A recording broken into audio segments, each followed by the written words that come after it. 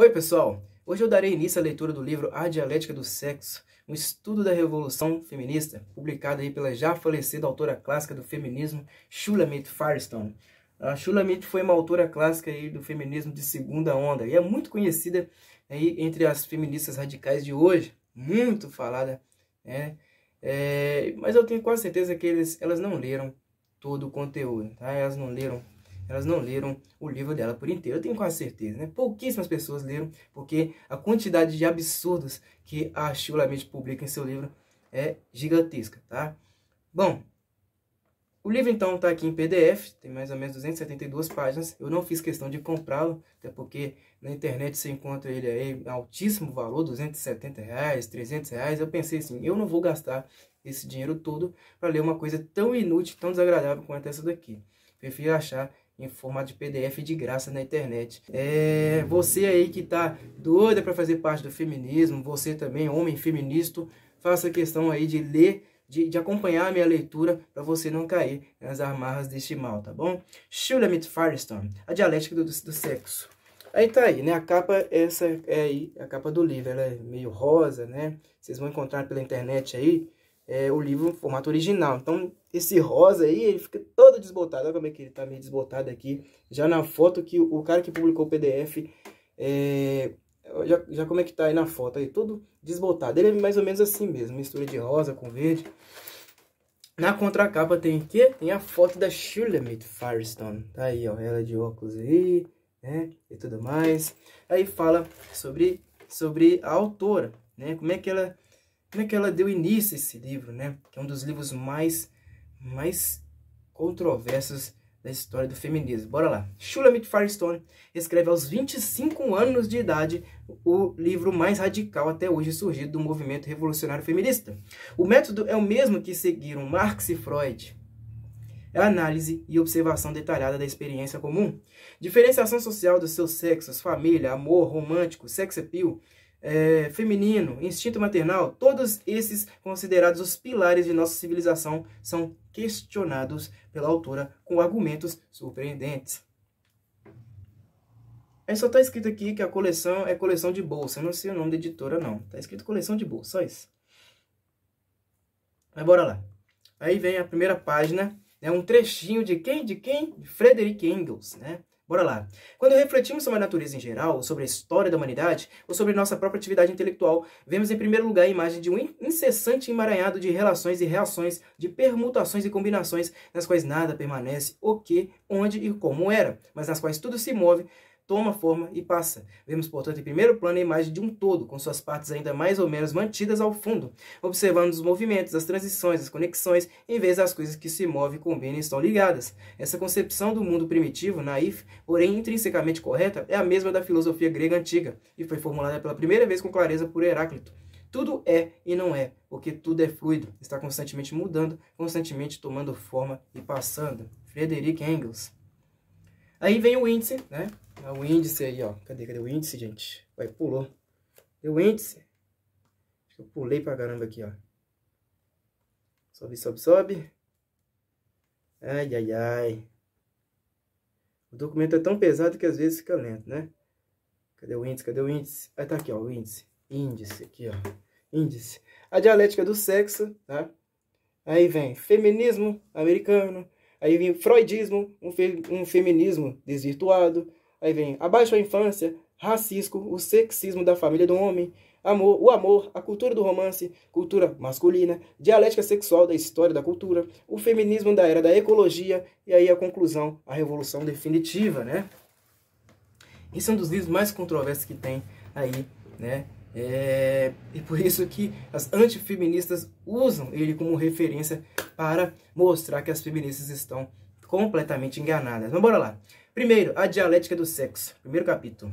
As classes sexuais são tão enraizadas que se tornam invisíveis. A existência dessas classes pode parecer uma desigualdade superficial, facilmente solucionável com algumas reformas, ou talvez com a integração plena das mulheres na força de trabalho. Mas a reação do homem, da mulher e da criança comum, o quê? Ora, não se pode mudar isto. Você deve estar louco. Está mais próxima da verdade. falamos de algumas coisas tão profundas quanto esta. Essa reação instintiva é honesta, pois mesmo quando o ignoram, as feministas falam de uma mudança na condição biológica básica. O fato de que uma mudança tão profunda não possa se ajustar em categorias tradicionais de pensamento, por exemplo, político, ocorre não porque essas categorias não se usem, mas porque não são suficientemente amplas. Um feminismo radical as perpassa. Se houvesse um outro termo mais abrangente do que revolução, nós o usaríamos. Até que fosse atingido um certo nível de evolução e que a tecnologia chegasse à sofisticação atual, questionar condições biológicas básicas era loucura. Por que deveria uma mulher trocar seu precioso lugar no curral por uma luta sangrenta e sem esperança? Entretanto, pela primeira vez em alguns países, as pré-condições para a revolução feminista existem. Na verdade, a situação começa a exigir essa revolução. As primeiras mulheres estão conseguindo escapar ao massacre, e inseguras e vacilantes começam a descobrir-se umas às outras. Seu primeiro passo é uma observação cuidadosa em conjunto para ressensibilizar uma consciência partida. Isto é penoso. Não importa quantos níveis de consciência sejam atingidos, o problema sempre se aprofunda. Ele se acha em todo lugar. A divisão yin e yang penetra toda a cultura, a história, a economia, a própria natureza. As versões ocidentais modernas da discriminação sexual integram apenas o substrato mais superficial e recente. Intensificar assim nossa sensibilidade em relação ao sexismo traz problemas muito piores do que os que a nova consciência do racismo trouxe para os militares negros. As feministas têm que questionar não só toda a cultura ocidental, como a própria organização da cultura, e mais até a própria organização da natureza. Olha só o que ela está falando, hein, gente? Muitas mulheres desistem desesperadas. Se é necessário ir tão longe, elas preferem desconhecer o assunto. Outras continuam fortalecendo e expandindo o movimento. Sua dolorosa sensibilidade em relação à opressão da mulher existe com um único propósito: eliminá-la finalmente. Contudo, antes que possamos agir para mudar a situação, precisamos saber como ela surgiu e evoluiu, e através de que instituições ela opera hoje. Citando Engels, abre aspas, devemos examinar a sucessão dos fatos a partir dos quais o antagonismo brotou, de modo a descobrir nas condições assim criadas os meios de pôr fim ao conflito, fecha aspas. Para a Revolução Feminista, precisamos de uma análise da dinâmica da guerra dos sexos tão completa quanto para a Revolução Econômica foi a análise de Marx e Engels sobre o antagonismo das classes.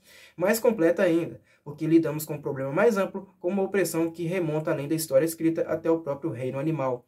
Ao criar esta análise, podemos recorrer ao método analítico de Marx e Engels, mas não às suas opiniões sobre as mulheres. Eles não sabiam quase nada sobre a condição das mulheres enquanto classe oprimida, reconhecendo-a somente quando isso coincidia com a economia. Marx e Engels superaram seus precursores socialistas porque desenvolveram um método de análise ao mesmo tempo dialético e materialista. Os primeiros a compreender a história dialeticamente viram o mundo como um processo, como um fluxo natural de ação e reação de elementos opostos, porém inseparáveis e interpenetrantes. Por terem sido capazes de perceber a história mais como um filme do que como fotos instantâneas, tentaram evitar cair na visão metafísica estagnada que aprisionou tantas outras grandes mentes. Até mesmo esse tipo de análise pode ser o produto da divisão sexual, como discutiremos no capítulo 9. Combinar esta visão da interação dinâmica das forças históricas com uma visão materialista tentaram pela primeira vez dar uma base real à mudança histórica e cultural, traçar o desenvolvimento das classes econômicas a partir de causas orgânicas. Compreendendo integralmente os mecanismos da história, esperavam mostrar ao homem como dominá-la. Os pensadores socialistas anteriores a Marx e Engels, como Fourier, não sei como é que pronuncia isso aqui, Fourier, Owen e Bebel, não foram capazes de fazer mais do que interpretar moralmente as desigualdades sociais existentes, postulando um mundo ideal onde os privilégios de classe e a exploração não deveriam existir, simplesmente graças à boa vontade, do mesmo modo como as primeiras pensadoras feministas postularam um mundo onde o privilégio do homem e a exploração não deveriam existir simplesmente graças à boa vontade. Em ambos os casos, por não ter os pensadores primitivos compreendido realmente como a injustiça social tinha evoluído, mantido a si mesma ou poderia ser eliminada, suas ideias caíram num vazio cultural utópico. Marx e Engels, por outro lado, tentaram um enfoque científico da história, trouxeram o conflito das classes às suas origens econômicas reais, projetando uma solução econômica baseada em pré-condições econômicas já existentes. A tomada dos meios de produção pelo proletariado levaria a um comunismo onde o governo se retrairia, não precisando mais reprimir a classe baixa em benefício da classe mais alta. Na sociedade sem classe, os interesses de todos os indivíduos seriam sinônimos dos da sociedade. Mas a doutrina do materialismo histórico, por mais que tenha representado um avanço significativo em relação à análise histórica anterior, não foi a resposta completa com os fatos posteriores, como os fatos posteriores o confirmaram.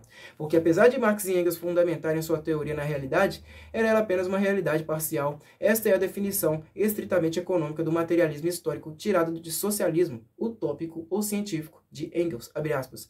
O materialismo histórico é aquela visão do curso da história que busca a causa última e a grande energia móvel de todos os fatos históricos no desenvolvimento econômico da sociedade, nas mudanças dos modos de produção e troca, na consequente divisão da sociedade em classes distintas e nas lutas entre essas classes, fecha aspas, grifos da autora. Mais adiante ele afirma, abre aspas, que toda a história do passado, com exceção dos estágios primitivos, foi a história de luta de classes, que essas classes conflitantes da sociedade são sempre os resultados dos modos de produção e troca, numa palavra, das condições econômicas de sua época, que a estrutura econômica da sociedade sempre fornece a base real e exclusivamente a partir da qual podemos formular tanto a explicação última de toda a superestrutura das instituições políticas e jurídicas, quanto a das ideias religiosas, filosóficas e demais ideias de um período histórico dado, fecha aspas. Seria um erro tentar explicar a opressão das mulheres a partir dessa interpretação estritamente econômica. A análise de classes é um belo instrumento de trabalho, mas é limitada. Apesar de correta no sentido linear, ela não se aprofunda o suficiente. Há todo um substrato sexual da dialética histórica que Engels algumas vezes percebe obscuramente. Mas por ver a sexualidade somente através de um filtro econômico, reduzindo tudo isto, não é capaz de avaliá-la por si mesma.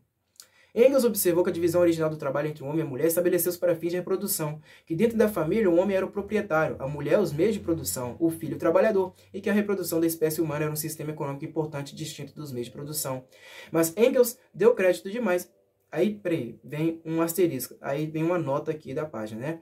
A correlação que ele estabelece na origem da família, da propriedade privada e do Estado entre o interdesenvolvimento desses dois sistemas numa escala de tempo deve ser interpretada como se segue. Aí vem matriarcado, patriarcado, né? Aí tem um quadro aqui que ela fez, olha só. Ela desenhou um quadro aqui, tá vendo aí? A lâmpada tá dando um reflexo. Olha aí. Ela desenhou um quadro. Aí vem matriarcado, patriarcado, né? Aí união em clã, união em par. Aí vem monogamia, etairismo, double standard. Aí vamos ver união em clã. Estado selvagem, nômades, adaptação à natureza. 2, barbarismo. Pô, tá difícil entender isso aqui? Ah, tá. Acho que eu tô entendendo aqui. Da união em clã, vai para a união em par. E depois vai para monogamia, etairismo, double standard. Mas que coisa difícil de entender, hein? Nômades, agricultores. Aí nômades, estado selvagem, adaptação à natureza. Puta, que coisa difícil de entender, hein? Bom, vamos ver se ela explica depois, tá? Mas Engels deu crédito demais a esses reconhecimentos de espécie da opressão das mulheres como uma classe. Na verdade, só admitiu o sistema sexual de classes quanto ele se sobrepunha ou iluminava sua estrutura econômica. Engels não foi bem sucedido nesse aspecto. Contudo, Marx foi pior. Há um reconhecimento crescente dos preconceitos de Marx com relação às mulheres, um preconceito cultural partilhado por Freud, bem como por todos os homens de cultura, perigoso se tentarmos forçar o feminismo a entrar numa estrutura marxista ortodoxa, congelando em dogmas o que eram apenas insights incidentais de Marx e Engels sobre as classes sexuais. Em vez disso, precisamos ampliar o materialismo histórico para incluir o que é estritamente marxista, do mesmo modo como a física da relatividade não invalidou a física newtoniana, apenas traçou um círculo à sua volta, limitando sua aplicação, por comparação apenas a uma esfera menor. Pois um diagnóstico econômico que remonta à propriedade dos meios de produção e até dos meios de reprodução não explica tudo. Existe um nível da realidade que não deriva diretamente da economia. A suposição de que antes de ser econômica a realidade é psicossexual é geralmente acusada de ahistórica pelo que aceitam uma visão materialista dialética da história, porque ela parece nos situar antes do ponto em que Marx começou, tateando através de um nevoeiro de hipóteses utópicas de sistemas filosóficos que podem ser certos ou errados, não há como dizer, sistemas que explicam desenvolvimentos históricos concretos por categorias a priori de pensamento. O materialismo histórico, ao contrário, tentou explicar o conhecer pelo ser e não vice-versa. Mas existe uma terceira alternativa ainda não tentada. Podemos desenvolver uma visão materialista da história baseada no próprio sexo. As primeiras teóricas feministas foram para uma visão materialista do sexo, o que Fourier, Bebel e Owen foram para uma visão materialista das classes. De modo geral, a teoria feminista tem sido tão inadequada quanto as primeiras tentativas feministas de corrigir o sexismo. Era de esperar que isso ocorresse. O problema é tão vasto que na primeira tentativa só a superfície poderia ser examinada, descrevendo-se apenas as desigualdades mais gritantes. Simone de Beauvoir foi a única que chegou perto de uma análise definitiva, que talvez a tenha realizado. Sua penetrante obra, O Segundo Sexo, que apareceu recentemente no início da década de 50, para um mundo convencido de que o feminismo estava morto, pela primeira vez tentou assentar o feminismo em bases históricas. De todas as teóricas feministas, Simone de Beauvoir é a mais completa e abrangente ao relacionar o feminismo com as melhores ideias da nossa cultura. Pode ser que essa virtude também seja seu único defeito. Ela é quase que sofisticada demais, culta demais, onde isso se torna uma deficiência, o que certamente ainda é discutível é na sua interpretação rigidamente existencialista do feminismo. Perguntamos-nos o quanto Sartre teve que ver com isso, e fazemos isso em vista do fato que todos os sistemas culturais, inclusive o existencialismo, são eles próprios determinados pelo dualismo sexual. Diz ela, abre aspas, o homem nunca pensa sobre si mesmo sem pensar no outro. Ele vê o mundo sob o signo da dualidade, que não é, em primeira instância, de caráter sexual, mas, sendo diferente do homem que se constrói como o mesmo, é certamente a categoria do outro que a mulher pertence. O outro inclui a mulher. Fecha aspas, grifos da autora. Talvez ela tenha ido longe demais, ela, Simone de Beauvoir, tenha ido longe demais. Porque por que postular como explicação final o conceito básico hegeliano, de Hegel, da alteridade, aliás, e então cuidadosamente documentar as circunstâncias biológicas e históricas que empurraram a classe das mulheres em tal categoria, sem levar em conta uma possibilidade muito mais simples e mais provável, ou seja, que o dualismo básico brotava do próprio sexo. Não é necessário postular categorias a priori do pensamento da existência, como alteridade, transcendência, imanência, nas quais a história passa então a ser moldada. Marx e Engels descobriram que essas próprias categorias filosóficas originavam-se da história. Antes de admitir essas categorias, tentemos primeiro desenvolver uma análise na qual a própria biologia, a procriação, se encontra na base do dualismo, deve ser procriação, né? Acho que é errado aqui na tradução. A suposição imediata do leigo de que a divisão desigual dos sexos é natural pode ser bem fundada. Nós não precisamos de imediato enxergar além disso. Ao contrário das classes econômicas, as classes sexuais brotaram diretamente de uma realidade biológica. Os homens e as mulheres foram criados diferentes e não igualmente privilegiados. Contudo, como Simone de Beauvoir salientou, essa diferença propriamente dita não necessitou do mesmo desenvolvimento de um sistema de classes, a dominação de um grupo por um outro, de que necessitaram as funções reprodutoras dessas diferenças. A família biológica é um poder de distribuição inerentemente desigual. A necessidade do poder que leva ao desenvolvimento de classes origina-se da formação psicossexual de cada indivíduo, de acordo com este desequilíbrio básico, e não como Freud, Norman ou Brown e outros postularam mais uma vez se exercendo de um conflito irredutível da vida contra a morte de Eros versus Thanatos. A família biológica, a unidade básica de reprodução, homem, mulher, criança, em qualquer forma de organização social, se caracteriza por esses fatos, se não imutáveis, pelo menos fundamentais. 2 pontos. Primeiro, que as mulheres, através de toda a história, antes do advento do controle de natalidade, estavam à mercê constante de sua biologia, menstruação, menopausa e males femininos, de contínuos partos dolorosos, amamentação e cuidado com as crianças, todos os quais fizeram-nas dependentes dos homens, seja irmã, pai, marido, amante ou clã, governo, comunidade em geral, para a sobrevivência física. 2. Que os filhos do homem exigem um tempo ainda maior para crescer do que os dos animais, sendo, portanto, indefesos e, pelo menos por um pequeno período, dependentes dos adultos para a sobrevivência física. 3. Terceiro, que a interdependência básica mãe e filho existiu de alguma forma em todas as sociedades, passadas ou presentes, e, consequentemente, moldou a psicologia de toda mulher madura e de toda criança. 4. Que a diferença natural de reprodução entre os sexos levou diretamente à primeira divisão de trabalho baseada no sexo, que está nas origens de toda divisão posterior em classes econômicas e culturais e possivelmente se encontra ainda na raiz de todas as castas, discriminação baseada no sexo e outras características biologicamente determinadas, como a raça, a idade, etc.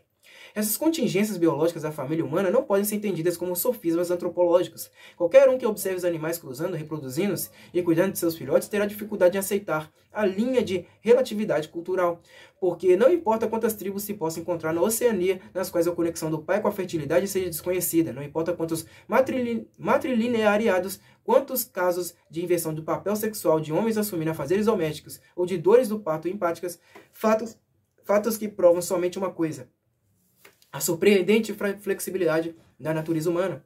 Mas a natureza humana é adaptável a alguma coisa e I.E. determinada assim por suas condições ambientais. E a família biológica que nós descrevemos existiu em todos os lugares através dos tempos. Mesmo dos matriarcados onde a fertilidade da mulher é cultuada e o papel do pai desconhecido ou sem importância, embora talvez não o pai genético, existe ainda alguma dependência da mulher e da criança com relação ao homem. E apesar de ser verdade que o núcleo familiar é apenas um desenvolvimento recente, o qual, como tentaria mostrar, apenas intensifica os castigos psicológicos da família biológica, apesar de ser verdade que através da história houve muitas variações dessa família biológica, as contingências que descrevi existiram em todas elas, gerando distorções psicossexuais específicas na personalidade humana. Mas admitir que o desequilíbrio sexual do poder está baseado biologicamente não significa perder nossa causa. Nós não somos mais animais há muito tempo, e o reino da natureza não reina absolutamente. Como a própria Simone de Beauvoir diz, abre aspas, a teoria do materialismo histórico revelou algumas verdades importantes. A humanidade não é uma espécie animal, é uma realidade histórica. A sociedade humana é uma antífese no sentido de que ela é contra a natureza. Ela não se submete passivamente à presença da natureza, mas antes assume o controle da natureza em seu próprio benefício. Essa usurpação não é uma operação interna subjetiva, ela é realizada objetivamente na prática, fecha aspas. Presta atenção nisso daqui agora, gente. Assim, o natural não é necessariamente um valor humano. A humanidade começou a superar a natureza. Não podemos mais justificar a conservação do sistema discriminatória de classes sexuais, sob o pretexto de que se originou na natureza. Parece que exclusivamente por causas pragmáticas nós precisamos, na verdade, nos desfazer dele. Ver o capítulo 10. O problema se torna político exigindo mais do que uma análise histórica abrangente, pois nos damos conta de que, apesar do homem ser cada vez mais capaz de libertar-se das condições biológicas que criaram a tirania dele sobre as mulheres e crianças, ele tem poucas razões para renunciar a essa tirania. Como Engels diz no contexto da Revolução Econômica, abre aspas, o que se encontra na base da divisão de classes é a lei da divisão do trabalho. Note-se que esta própria divisão originou-se de uma divisão biológica básica. Mas isso não impede a classe dominante, uma vez predominando, de consolidar o poder à custa da classe trabalhadora, de transformar sua liderança social numa intensificada exploração das massas, fecha aspas. Apesar de o sistema de classes sexuais ter se originado em condições biológicas básicas, isso não garante que, uma vez tendo sido varridas as bases biológicas de sua opressão, as mulheres serão livres. Ao contrário, a nova tecnologia, especialmente o controle da fertilidade, pode ser usada contra elas para reforçar o sistema de exploração estabelecido. De modo que, assim como para assegurar a eliminação das classes econômicas, é preciso a revolta de classe baixa, proletariado, e numa ditadura temporária, a tomada dos meios de produção, assim também para assegurar a eliminação das classes sexuais, é precisa a revolta da classe baixa, as mulheres, e a tomada do controle da reprodução. A restituição às mulheres da propriedade de seus próprios corpos, bem como do controle feminino da fertilidade humana, incluindo tanto a nova tecnologia quanto todas as instituições sociais da nutrição e da educação das crianças.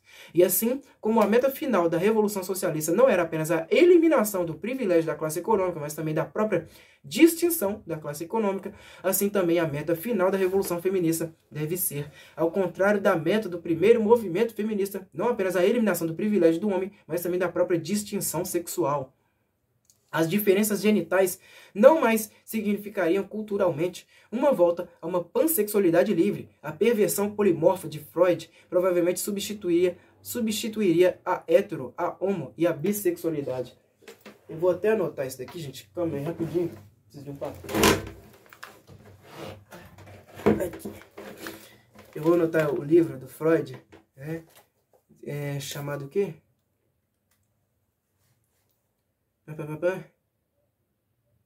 Perversão polimorfa. Perversão polimorfa. Depois eu vou ler esse livro aqui, do Freud. Muitos adoram ler, né? Também vou ler esse livro aí.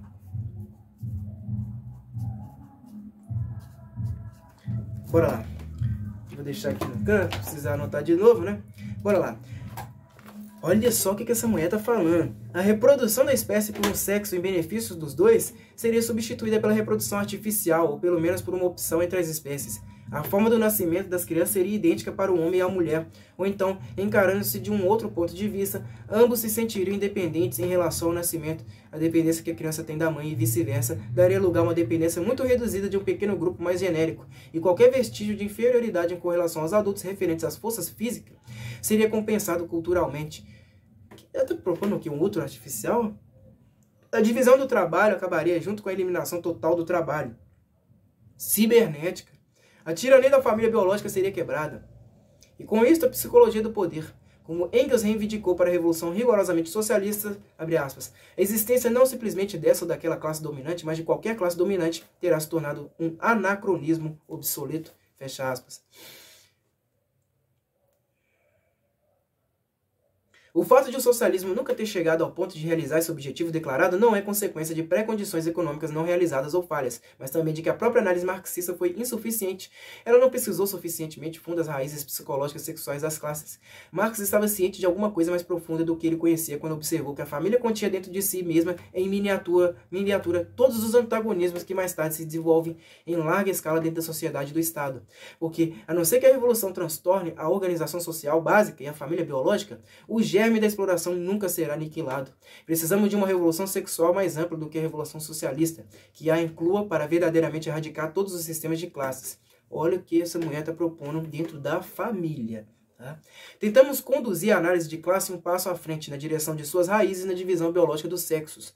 Não dispensamos os insights dos socialistas, insight em inglês, INSIGHTS, dos socialistas. Ao contrário, o feminismo radical amplia suas análises, dando a elas uma base ainda mais profunda em condições objetivas, explicando com isso muitas das suas questões insolúveis. Como fundamento de nossa própria análise, devemos expandir a definição do materialismo histórico de Engels. A seguir, a definição já citada anteriormente, reescrita de modo a incluir a divisão biológica dos sexos em função da reprodução que se encontra na ordem das classes. Vamos lá. Ela reproduzir isso daqui de uma outra forma, né? Abre aspas. O materialismo histórico é aquela visão do curso da história que busca a causa última e a grande energia móvel de todos os fatos históricos na dialética do sexo. A divisão da sociedade em duas classes biológicas distintas em função da procriação e as lutas dessas classes entre si, nas mudanças dos modos de casamento, reprodução e educação das crianças, no desenvolvimento análogo de outras classes, castas, fisicamente diferenciadas, e na primeira divisão do trabalho baseada no sexo que se desenvolveu no sistema econômico de classes, fecha aspas.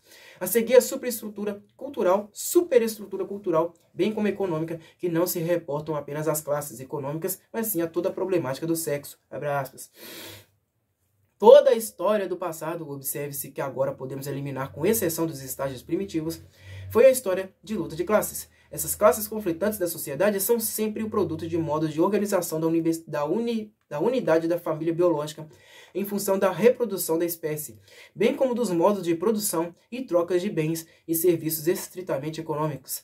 A organização sexual reprodutora da sociedade sempre fornece a base real e exclusivamente a partir da qual podemos formular a explicação última de toda a superestrutura das instituições econômicas, jurídicas e demais ideias de um período histórico dado, fecha aspas. E agora a visão de Engels dos resultados da aplicação de um enfoque materialista à história fica mais realista, abre aspas.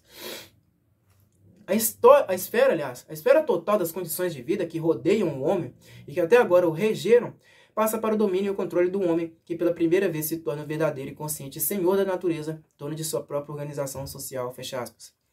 Nos capítulos seguintes, analisaremos essa definição do materialismo histórico, examinando as instituições culturais que mantêm e reforçam a família biológica, especialmente sua manifestação atual, a família nuclear, e seu resultado, a psicologia do poder, um chauvinismo agressivo hoje desenvolvido a ponto de nos destruir.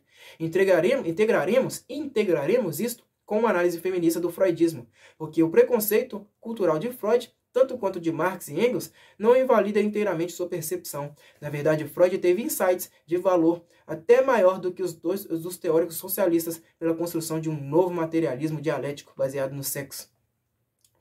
Tentaremos, então, correlacionar o melhor de Engels e Marx, o enfoque materialista histórico, com o melhor de Freud, a compreensão do interior do homem e da mulher e do que os forma para chegar a uma solução ao mesmo tempo política e pessoal, baseado contudo em condições reais. Veremos que Freud observou corretamente a dinâmica da psicologia no seu contexto social imediato, mas pelo fato da estrutura fundamental desse contexto social ser básica para toda a humanidade, em diferentes graus, ela aparentava ser nada menos do que uma condição existencial absoluta, que seria insensato questionar. Ela forçou Freud e muitos de seus seguidores a postular construtos a priori como desejo de morte para explicar as origens desses impulsos psicológicos universais.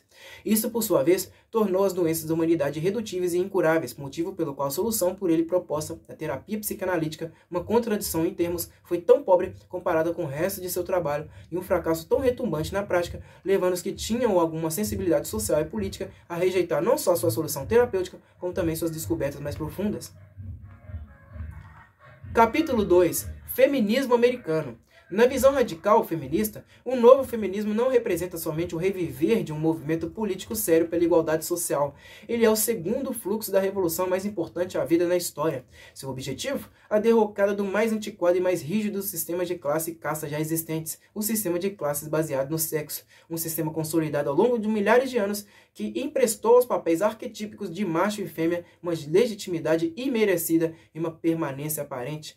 Nessa perspectiva, o pioneiro movimento feminista ocidental representou apenas a primeira investida violenta, os ridículos 50 anos que o sucederam representando apenas a primeira contraofensiva, o início de uma longa luta pela libertação das opressivas estruturas de poder estabelecidas pela natureza e reforçadas pelo homem. Sob essa luz, lancemos um olhar para o feminismo americano. Essa mulher tem uma revolta contra o homem que, meu Deus... O movimento pelos direitos feministas na América. Apesar de sempre ter havido mulheres rebeldes na história, nunca antes tinham existido as condições que... de novo, 1.1, né? Por exemplo, as feiticeiras devem ser vistas meramente como mulheres envolvidas numa revolta política independente. Durante o quê? Pera aí. Ih, rapaz, pera aí. É isso mesmo? É isso mesmo. Durante possibilitariam as mulheres destruir seus papéis opressivos eficazmente. A capacidade de reprodução da mulher era uma necessidade... Meu computador tá doido. Ai, ai, ai. Bora lá. Bora lá. A capacidade de reprodução da mulher era uma necessidade urgente para a sociedade. E mesmo que não o fosse, não se dispunha de meios eficazes de controle da natalidade. Assim, a Revolução Industrial, a revolta feminista estava fadada a permanecer no plano pessoal. A vindoura revolução feminista da era tecnológica foi prenunciada pelas ideias e os escritos de mulheres isoladas, membros das elites intelectuais de sua época. Na Inglaterra, Mary Wollstonecraft e Mary Shelley. Na América, Margaret Fuller. Na França, as Bluestockings. Mas essas mulheres estavam além de seu tempo. Elas tiveram muita dificuldade em ver suas ideias aceitas, até por seus próprios ciclos avançados, que dirá pelas massas de homens e mulheres de sua época que mal tinham absorvido o primeiro choque causado pela Revolução Industrial. Em meados do século XIX, contudo, com a industrialização em plena atividade, um movimento feminista maduro estava em andamento, sempre forte nos Estados Unidos, onde tinha se fundado pouco antes da Revolução Industrial, e consequentemente sua história ou tradição era comparativamente pequena. O feminismo foi atiçado pela luta abolicionista e pelos ideais latentes da própria Revolução Americana. A declaração proferida na primeira Convenção Nacional pelos Direitos das Mulheres, realizada em Seneca Falls, no ano de 1848, foi moldada na Declaração da Independência. Guarde isso daqui, olha. A declaração proferida na primeira Convenção Nacional pelos Direitos das Mulheres, realizada em Seneca Falls no ano de 1848, foi moldada na Declaração da Independência. Depois vocês pesquisem isso daqui, tá? A reivindicação pelos direitos das mulheres em 1848, em Seneca Falls. Foi o mesmo ano, por exemplo, Marx e Engels escreveram o Manifesto Comunista, tá? Estava acontecendo muita coisa aí durante essa época. Vocês pesquisem bem o que estava acontecendo durante esse ano aqui. Não deu certo a tal da reivindicação pelos direitos das mulheres em Seneca Falls. Por quê? Porque as mulheres perceberam que não valia a pena buscar o direito ao voto, porque elas teriam que ter a mesma quantidade de deveres em relação aos homens. Se elas querem a mesma quantidade de direitos, tem que ter também a mesma quantidade de deveres. Os mesmos deveres, os mesmos direitos. Então elas também teriam que o quê? Servir ao exército. Elas não queriam isso. Mas bora lá. O primitivo movimento pelo direito das mulheres americanas foi radical. No século XIX, aliás, o fato de as mulheres atacarem a família, a igreja, ver Woman's Bible, de Elizabeth Cady Stanton, e o Estado, deixa eu levantar isso daqui. Se a gente quer aprender sobre a esquerda, a gente tem que ler, né? Aí tá aqui, ó. Woman's Bible, Elizabeth Stanton. Acho que a própria Ana Carolina Campanhola já falou sobre ela. E o Estado, lei, representava para elas atacar os próprios fundamentos da sociedade vitoriana na qual elas viviam, o equivalente a atacar as próprias distinções sexuais em nossa época. Os fundamentos teóricos do primitivo, WRM, se originaram nas ideias mais radicais da época, sobretudo as dos abolicionistas como William Lloyd Garrison e de utopistas e livres pensadores como Fanny Wright. Poucas pessoas sabem hoje que o feminismo primitivo foi um movimento verdadeiramente popular. Não ouviram falar das torturantes jornadas empreendidas pelas pioneiras feministas por dentro dos sertões e fronteiras, ou de porta em porta nas cidades para falar sobre os problemas ou para juntar assinaturas em petições que eram recusadas como ridículas pelas assembleias. Tampouco sabem que Elizabeth Cady Stanton e Susan B. Anthony, as militantes mais ativistas do movimento,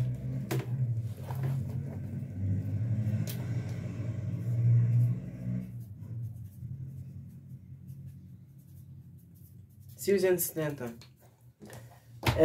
estavam entre as primeiras a dar ênfase à importância de organizar as mulheres operárias, tendo fundado a Associação de Mulheres Trabalhadoras em setembro de 1868, delegadas na Convenção Nacional da União das Classes Trabalhadoras, já em 1868. Posteriormente, elas brigaram por causa da ludibriação das mulheres trabalhadoras pelo Nada Mudou, movimento masculino chauvinista das classes operárias.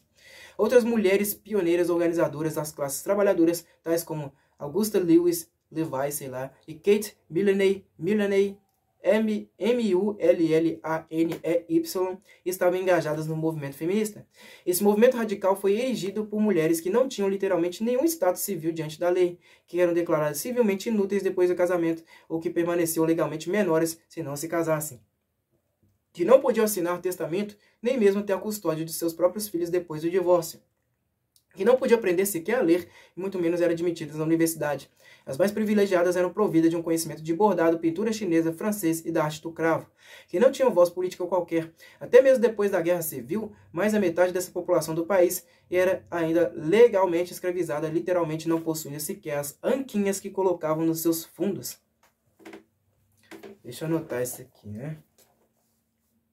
Depois eu preciso pesquisar algumas coisas que são faladas nesse livro. Bora lá. As primeiras movimentações dessa classe oprimida, as primeiras exigências incondicionais de justiça encontraram uma violência desproporcionada, uma resistência difícil de entender hoje, em que foram enfraquecidas as fronteiras entre as classes sexuais, porque, como acontece em geral, o potencial revolucionário do primeiro despertar de consciência foi mais claramente reconhecido pelos que estavam no poder do que pelos próprios membros da cruzada. Desde seu início, o movimento feminista trouxe uma séria ameaça à ordem estabelecida, testemunhando com a sua própria existência e a sua longa duração as desigualdades fundamentais de um sistema que tinha pretensões à democracia. Atuando inicialmente juntos e posteriormente separados, o movimento abolicionista e o WRM ameaçavam arrasar o país. Se na Guerra Civil as feministas não tivessem sido persuadidas a abandonar sua causa para trabalhar em assuntos mais importantes, a história inicial da Revolução Feminista poderia ter sido menos melancólica. Nessas circunstâncias, ainda que as forças de Stanton Anthony lutassem durante mais 20 anos dentro da tradição feminista radical, a espinha dorsal do movimento tinha sido quebrada. Milhares de mulheres, no ímpeto da Guerra Civil, puderam sair de casa para fazer obras de caridade. O único assunto que poderia unir esses bem diferentes campos de mulheres organizadas era a necessidade de voto, mas como era de prever, elas não concordaram sobre o porquê ele era desejável. As conservadoras formaram a Associação pelo Sufrágio das Mulheres Americanas. Vamos anotar isso daqui também que ela falou, né? As conservadoras criaram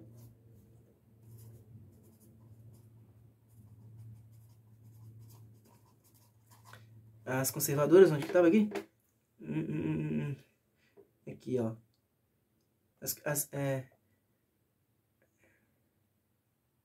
As conservadoras formaram a Associação pelo Sufrágio das Mulheres Americanas.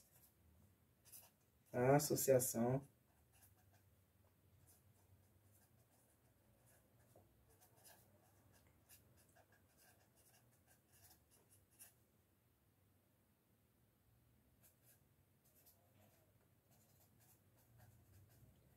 das Mulheres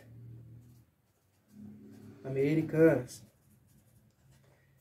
Ou se juntaram aos clubes femininos em expansão, tais como a PIA, União Moderada das Mulheres Cristãs. União Moderada das Mulheres Cristãs.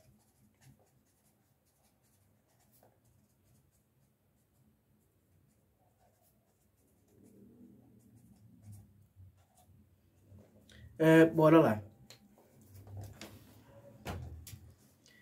As radicais se separaram através da Associação Nacional pelo Sufrágio Feminino interessada no voto somente como um símbolo do poder político do qual eles necessitavam para alcançar objetivos mais amplos. Por volta de 1890, tinham sido alcançadas reformas legais adicionais, as mulheres tinham entrado na força de trabalho nas condições que elas ocupam ainda hoje e começado a receber instrução em maior número. Em lugar de um verdadeiro poder político, foi-lhes dado um lugar derivativo e segregado dentro da esfera pública, como clubistas. Mas, embora de fato isso represente um maior poder político do que antes, era apenas uma versão nova do lugar habitual do poder feminino. Atrás do trono, uma tradicional influência no poder que assumiu uma forma moderna nas táticas de influenciamento e de embaraçamento. Quando, em 1890, com suas líderes envelhecidas e desanimadas, o movimento radical feminista nacional juntou-se ao movimento conservador americano para formar a Associação Nacional pelo Sufrágio das Mulheres Americanas, NAUSA. Tudo parecido perdido. Tinha vencido o feminismo conservador com sua concentração em temas básicos, gerais e unificantes como o sufrágio, com sua tentativa de trabalhar dentro da estrutura de poder masculina branca e de aplacá-la, tentando convencer os homens que estavam mais bem informados, contudo com a sua própria retórica ornamentada. Traído, o feminismo definhou. Ainda pior do que as feministas conservadoras era um número crescente de mulheres que, com seu recém-descoberto bocadinho de liberdade, atiravam-se entusiasticamente em todos os radicalismos do dia, nos vários movimentos de reforma social da era progressista, até mesmo quando estes eram estranhos aos interesses feministas. Considere-se o velho debate sobre as leis discriminatórias de proteção ao trabalho para as mulheres. Margaret Honda, líder feminista britânica do período pós-Primeira Guerra Mundial, observou... Deixa eu escrever o nome dessa mulher aqui também. Tudo a gente tem que anotar, né? Melhor.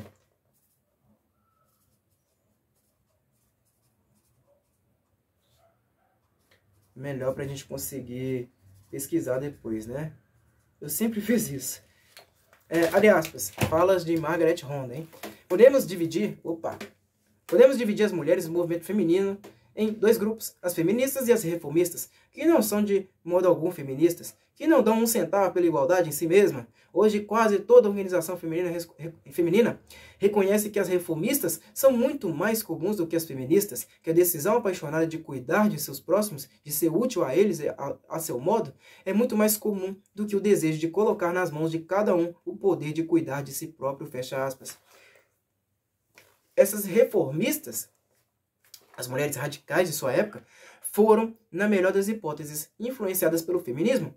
Elas não eram nem feministas verdadeiras, nem radicais verdadeiras, porque ainda não viam a causa das mulheres como um problema em si mesmo legitimamente radical, vendo o WRM como apenas tangente a uma outra política mais importante.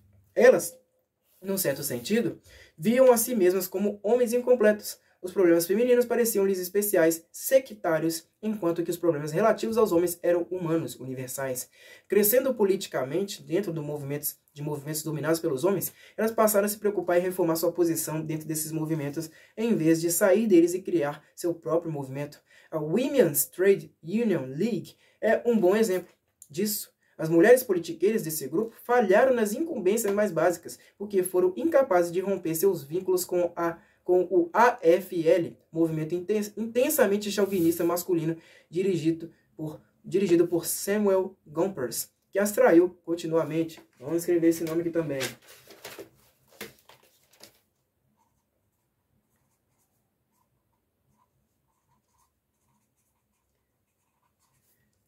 Ou num outro exemplo, como muitas voluntárias da Vista, concentradas em fazer turismo entre os pobres ingratos, se atiraram na imatura instalação do movimento, muitas delas dando suas vidas em troco de nada, apenas para se tornarem as mais severas, exacerbadas, porém dedicadas assistentes sociais da estereotipia.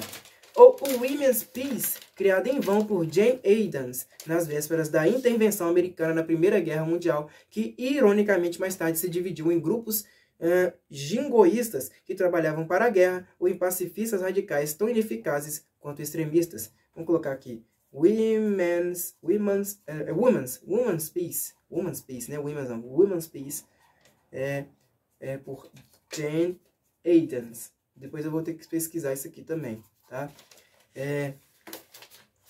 Ela falou aqui, Women's Trade Union. Então vou anotar. É bom anotar, gente. Eu peço desculpas por estar anotando isso aqui no meio do caminho, mas é porque tudo isso é importante. E eu não quero terminar o livro e deixar essas referências todas para lá. E daí tem que revisar o livro todo de novo, ler o livro todo de novo para encontrar essas referências, que eu já estou vendo aqui enquanto eu leio, né? Então, prefiro fazer dessa ordem aí mesmo. Bora lá.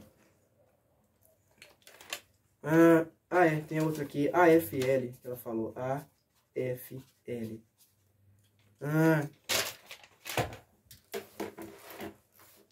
Cadê onde eu parei?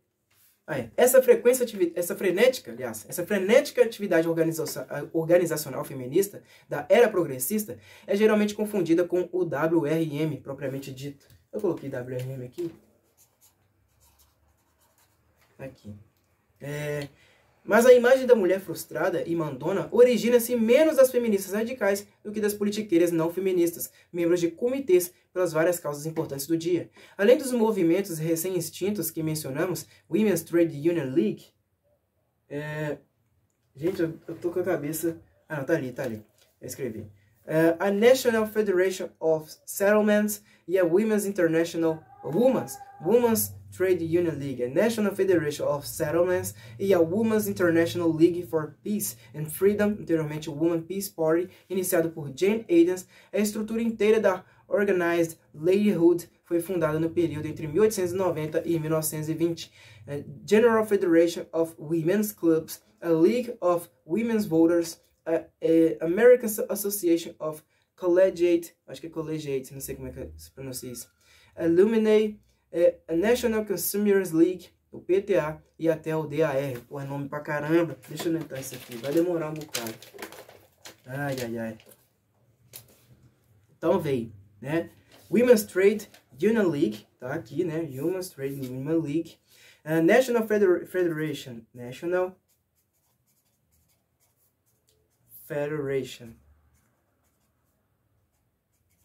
of Settlements.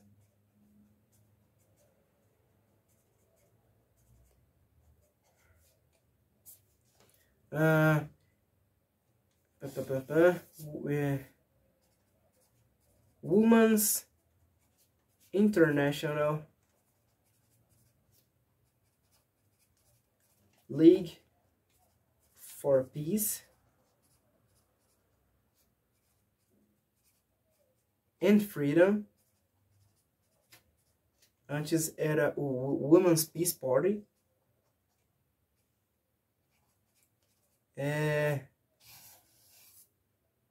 Cadê aqui?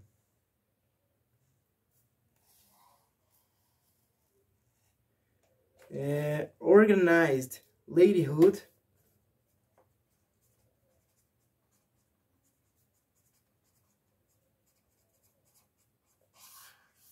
Tá aqui. General Federation. Vamos lá. General Federation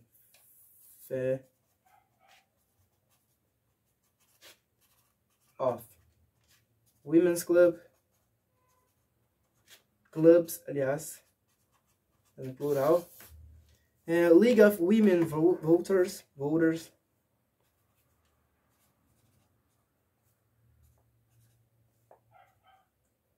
É muito nome, meu Deus.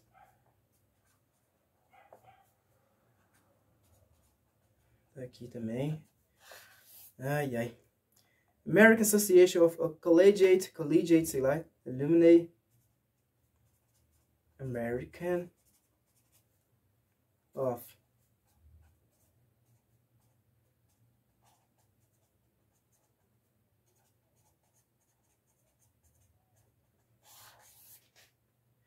National Consumers League.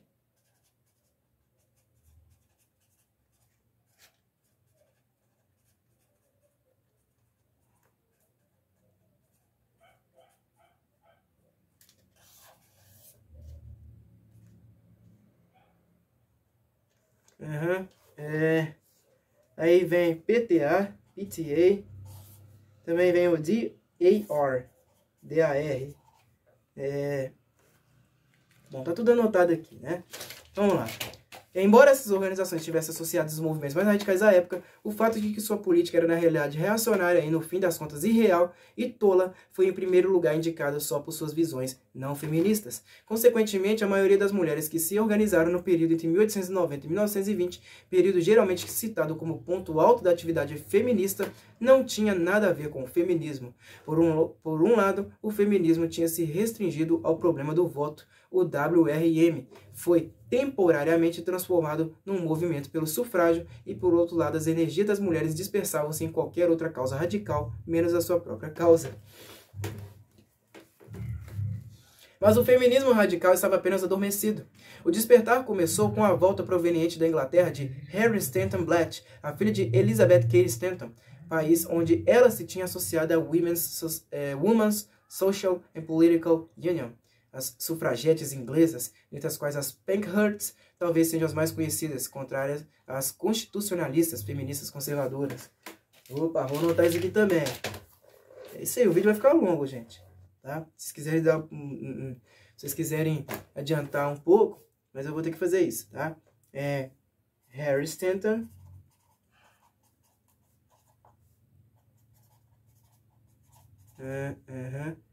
Ela era filha, então, é isso mesmo? Ela era filha da Elizabeth Cady Stanton. Ela tinha se associado à Women's Social and Political Union.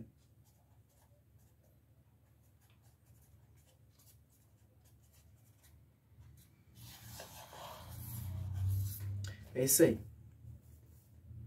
Aí vem as Pankhursts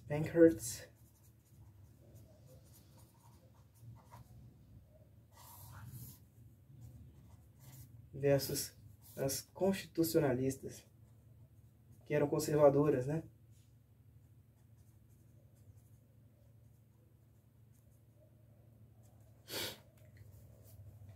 Acreditando ser necessária uma tática combativa para alcançar os objetivos radicais advogados por sua mãe, ela recomendou que se atacasse o problema do voto com a estratégia que tinha sido posta de lado da facção Stanton-Anthony, pressão para obter a emenda da Constituição Federal. Logo, as militantes americanas separaram-se da conservadora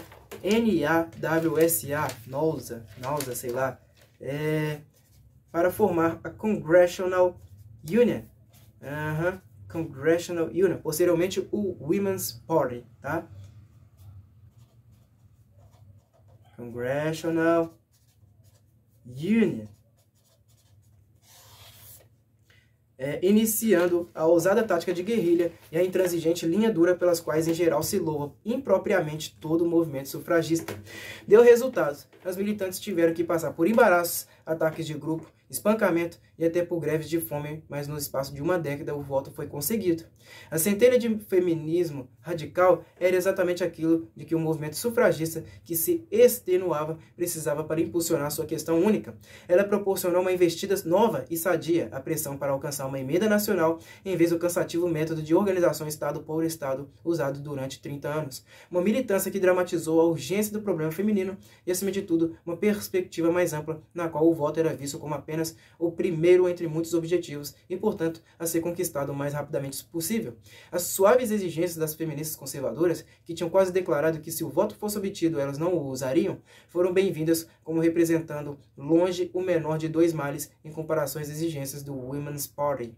Com a obtenção do voto, o establishment cooptou o movimento das mulheres. Como sintetizou um cavalheiro daquela época citado por William O'Neill em Everyone Was Brave, abre aspas, no entanto, o sufrágio feminino é uma coisa boa, mas só se for para acabar logo com ela, fecha aspas. A senhora Oliver Hazard Perry Belmont, do Women's Party, incitou as mulheres a boicotarem as eleições. Poupem seu novo poder.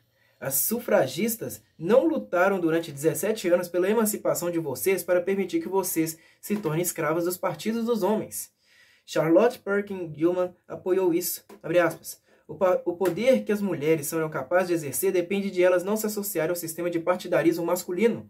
O sistema político partidarista é um artifício dos homens para encobrir os verdadeiros problemas. As mulheres deveriam lutar pelas medidas que elas querem alcançar fora da política de partidos. É pelo fato de os velhos partidos políticos se darem conta de que a influência das mulheres dentro dos partidos políticos será tão insignificante que eles estão tão ansiosos por conseguir que as mulheres se associem a eles, fecha aspas.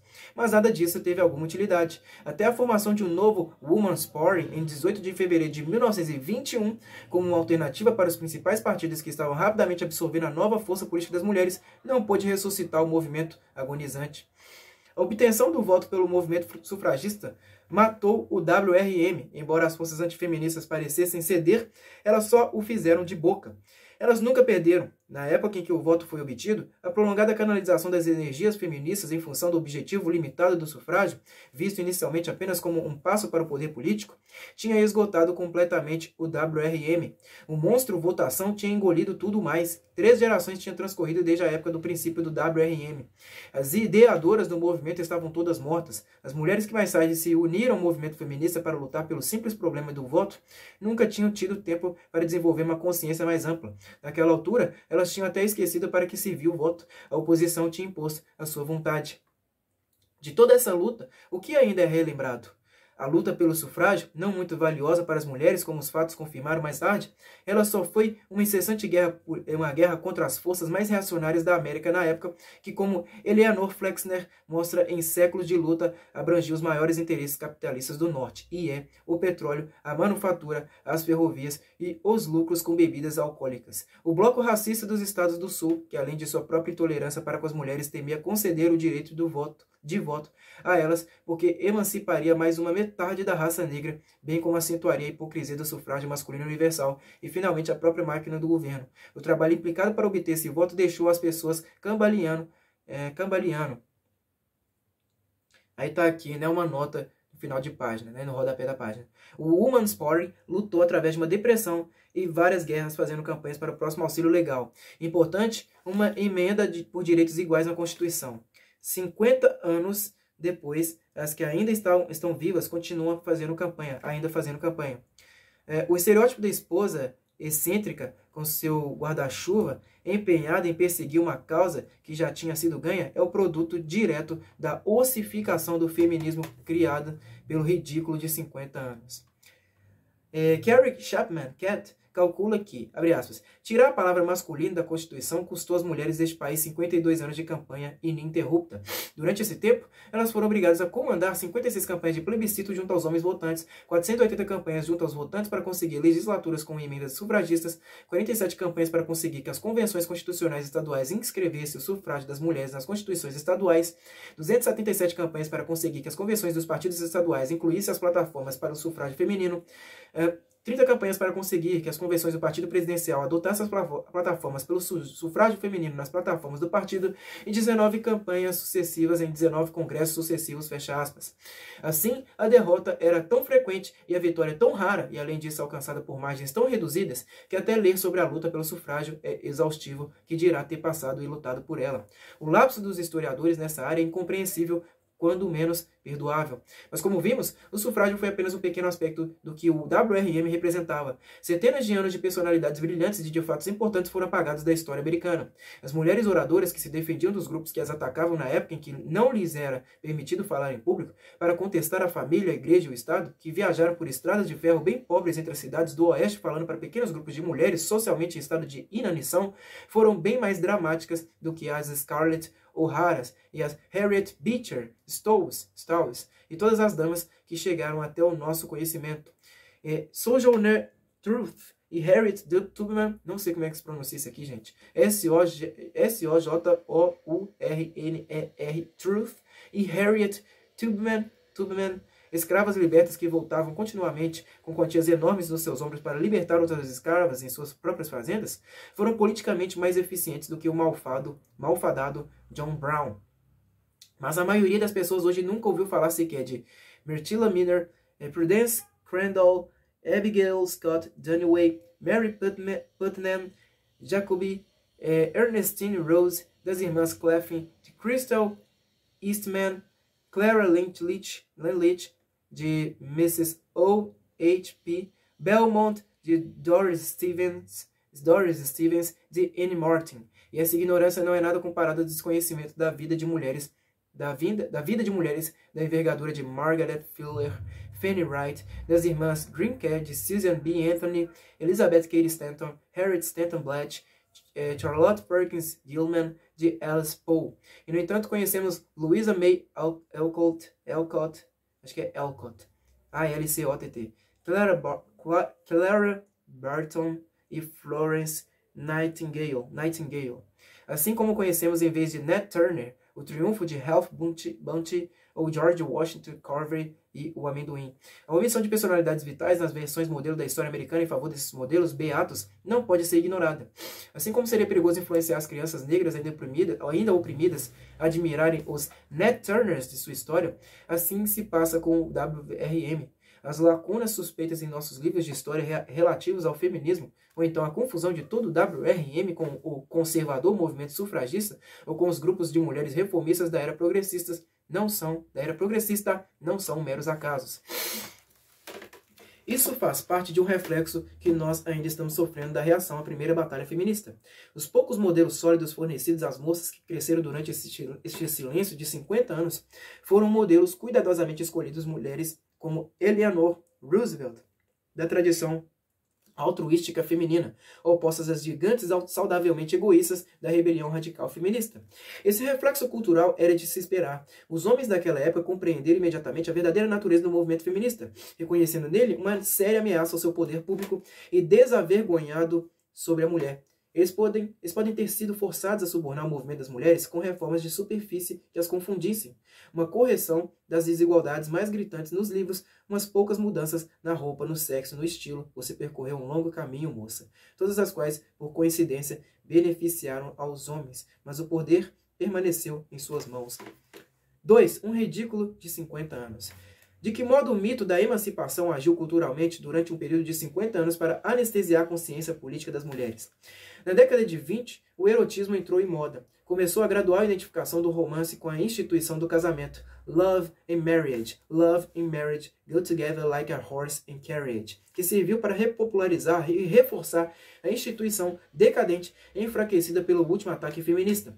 Mas a convalescença não durou muito. As mulheres logo foram reprivatizadas, sua nova solidariedade de classe diluída. As feministas conservadoras, que pelo menos tinham enxergado o caráter social de seus problemas, tinham se organizado em cooperativas, enquanto que as feministas radicais eram ridicularizadas aberta e efetivamente. Finalmente, até as mulheres que eram membros de comitês de outros movimentos começaram a parecer ridículas. A campanha cultural tinha começado, a emancipação era um problema de responsabilidade privada, a salvação era pessoal e não política. As mulheres se lançaram numa longa procura pela satisfação.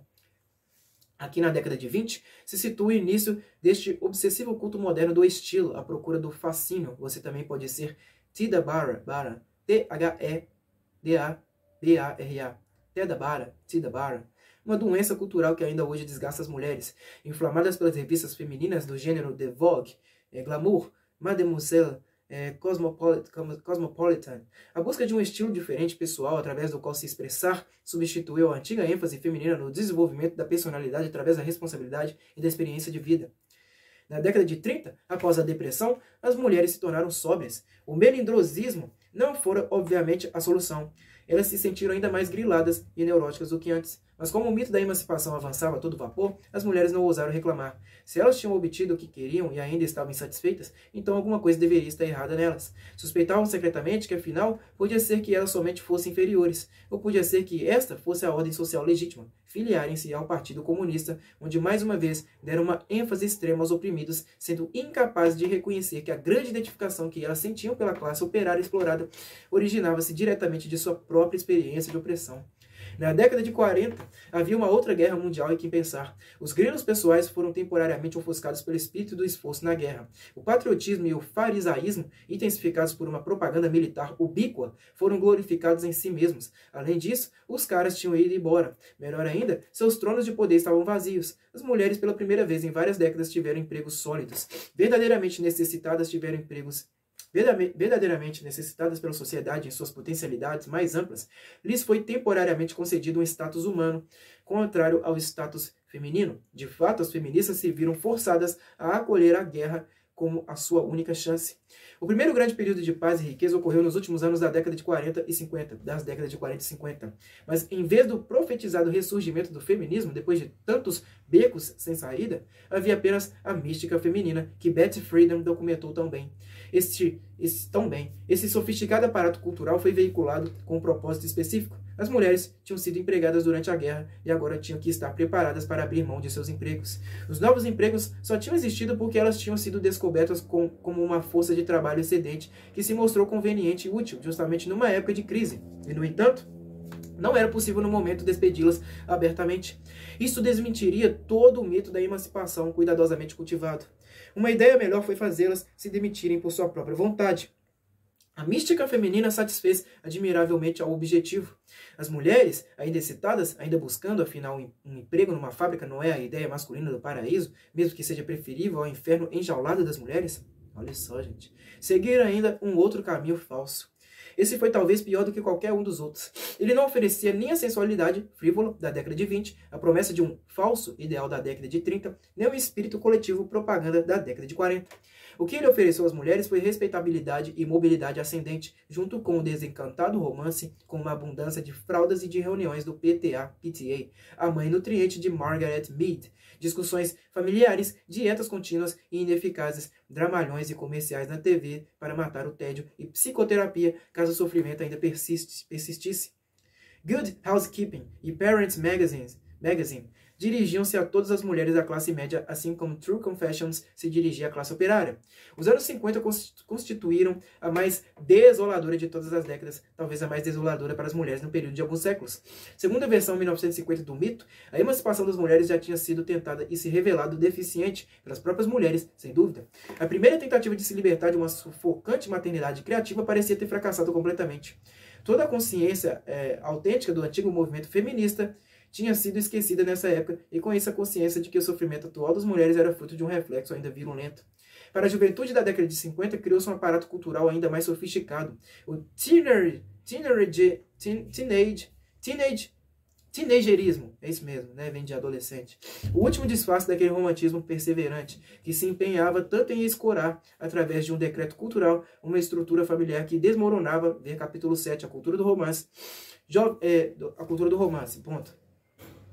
Jovens de todas as idades sonhavam em fugir das casas enfadonhas de suas mães através do romance da adolescência, o teenage romance. O carro estacionado, uma tradição estabelecida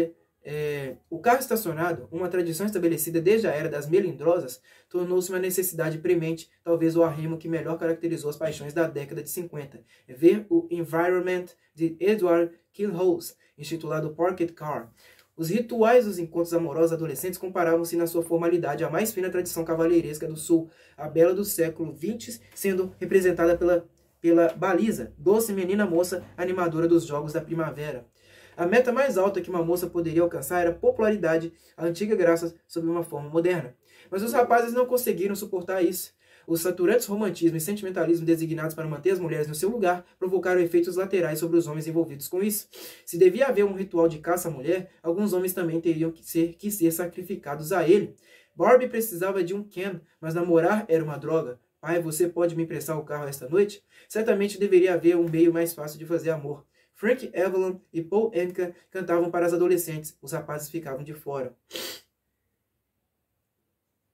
Na década de 60, os rapazes se separaram, foram para a universidade para o sul, viajaram em bandas pela Europa. Alguns se filiaram ao Peace Corps, outros ficaram marginais, mas onde quer que fossem levavam suas seguidoras. Os homens liberados precisavam de brotinhos avançados que pudessem acompanhar seu novo estilo de vida. As mulheres sentaram. Eles precisavam de sexo, as mulheres obedeceram. Mas isso era tudo o que eles queriam das mulheres. Se o brotinho cismasse em exigir em troca algum compromisso fora de moda, ela era tida como chata, fodida ou pior ainda, como um verdadeiro baixo astral. Uma gatinha deveria aprender a ser independente o suficiente para não se tornar um entrave para seu homem. Em outras palavras, agarrando-se. As mulheres não poderiam se matricular tão rápido. Cerâmica, tecelagem, artesanato, aulas de pintura, cursos de literatura e psicologia, terapia de grupo, qualquer coisa que pudesse fazer que elas deixassem de ser um peso para seus homens.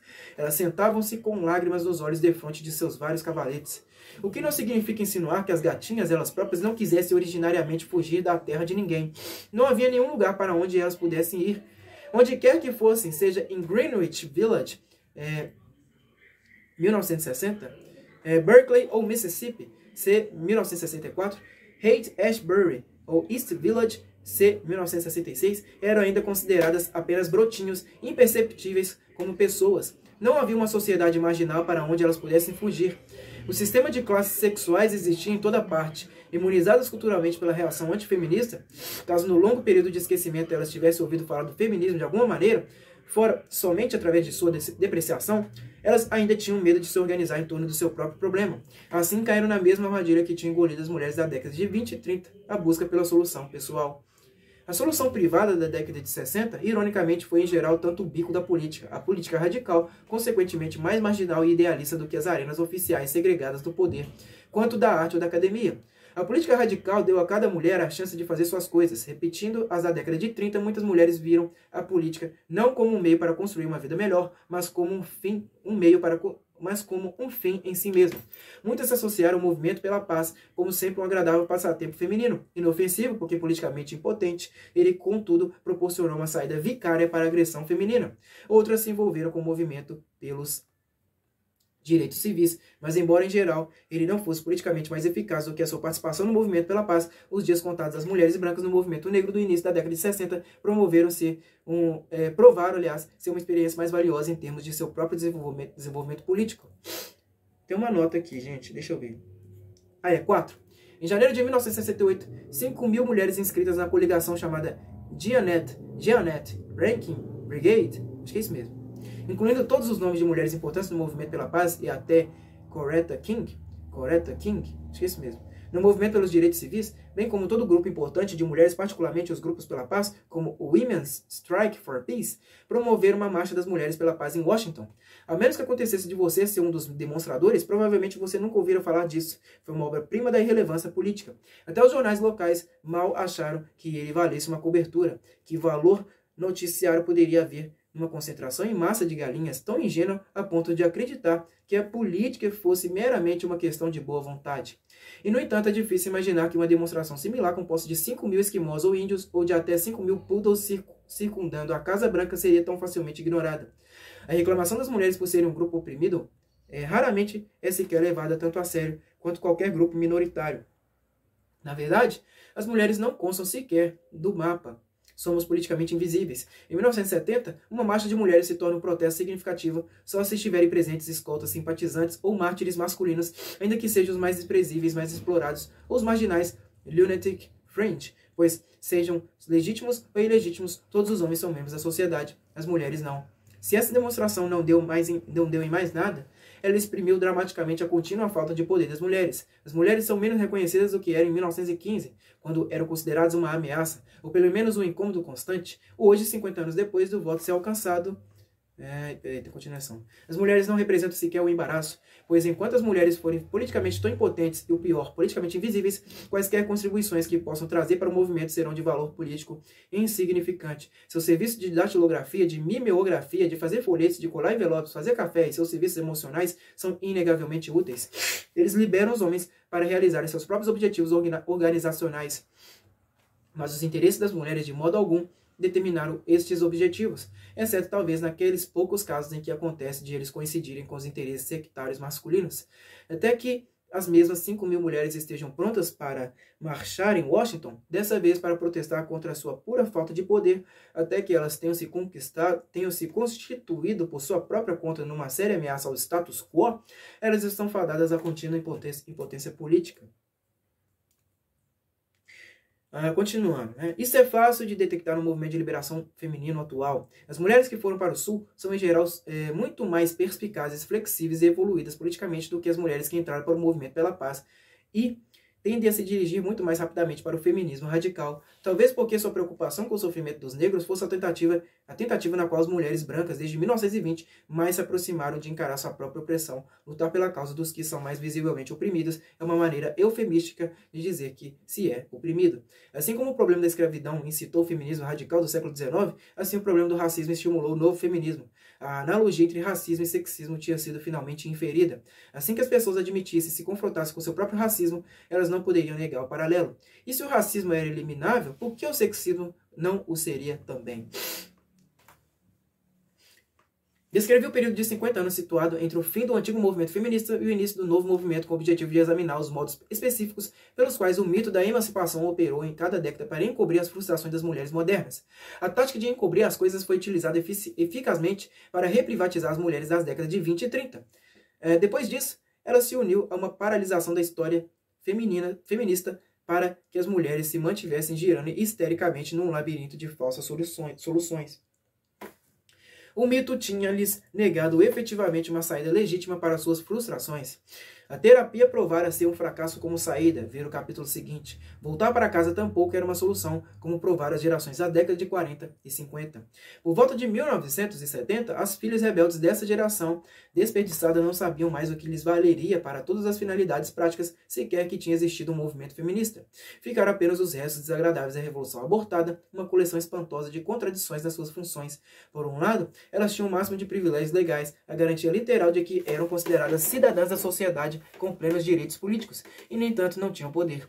Tinham oportunidade de se educar, e no entanto não eram procuradas para os empregos. Tinham conseguido as liberdades do vestir e nos hábitos sexuais por elas exigidos, e no entanto ainda eram exploradas sexualmente. As frustrações decorrentes de sua situação sem saída foram exacerbadas pelo desenvolvimento dos mass media, ver capítulo 7, onde essas contradições foram expostas abertamente e foi enfatizada a fealdade dos papéis femininos, precisamente através dessa característica intensificada que fez dos novos mídia um órgão de propaganda tão vantajoso. As doutrinações culturais necessárias para reforçar as tradições de papéis sexuais tinham se tornado espalhafatosas, de mau gosto, enquanto que antes tinham sido insidiosas. Bombardeadas em toda parte com imagens de si mesmas odiosas ou eróticas, as mulheres ficaram de início desnorteadas e finalmente enraivecidas com essas distorções. Isso seria eu? Inicialmente, pelo fato de o feminismo ainda ser um tabu, a sua raiva e a sua frustração se contiveram numa atitude de retirada total. Boêmia Beatnik e Geração Flor Drogas ou foram canalizadas para outros movimentos dissidentes que não o seu, particularmente o movimento pelos direitos civis da década de 60, onde as mulheres mais se aproximaram de um reconhecimento de sua própria opressão.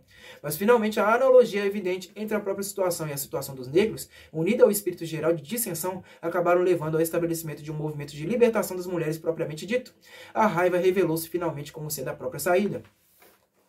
Mas seria errado atribuir o ressurgimento do feminismo exclusivamente ao impulso gerado por outros movimentos e ideias, pois, embora eles possam ter agido como catalisadores, o feminismo, na verdade, tem um momentum cíclico todo próprio. Na interpretação histórica por nós adotada, o feminismo é visto como a reação feminina inevitável ao desenvolvimento de uma tecnologia capaz de libertar as mulheres da tirania de seus papéis sexuais reprodutores.